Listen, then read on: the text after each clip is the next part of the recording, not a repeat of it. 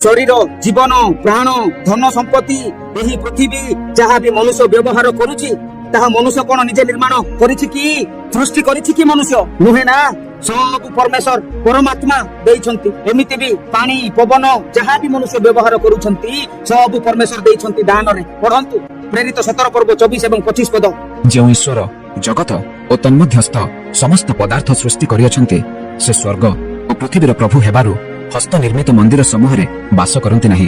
कियबा ताहांकर कौनसी अभाव थिबारु मनुष्य हस्त द्वारा सेवित हुअंती नाही जेणु से स्वयं समस्त को जीवन निश्वास और समस्त पदार्थ दान करंती। देखंतु परमेश्वर ही समस्त को जीवन निश्वास और समस्त पदार्थ दियंती एठारे केउठारे जाति धर्म विषय रे लिखा जाईछि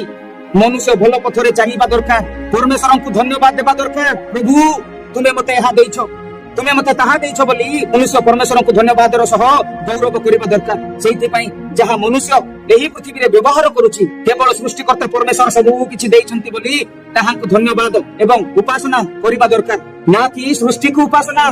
सृष्टि रो उपासक हेबाकु नुहे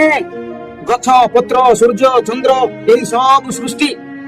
एही सब को आराधना करिबाकु नुहे मोर प्रिय माने बरं एही सब जे आम मानकु देइछंती व्यवहार करिबाकु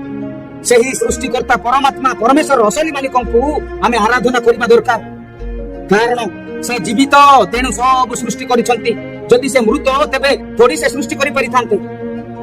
एते बड़ ब्रह्मांड को से जीवित परमेश्वर जीवंत सृष्टिकर्ता असली मालिक तेणु आमे तांकु दंडवत करिबा दरकार एवं उपासना करिबा दरकार किंतु आमे मनुष्य कौन करूछु सृष्टिकर्ता को छाड़ी सृष्टि को पानी को पवन को जीव जंतु को सूर्य चंद्र को जहाँ की आमे व्यवहार करिबा पई परमेश्वर आम मानक पई बनाइछंती से गुडी को आराधना करूछु दंडवत हेउछु एठाने निजे टिके आपण माने डीपली चिंता करंतु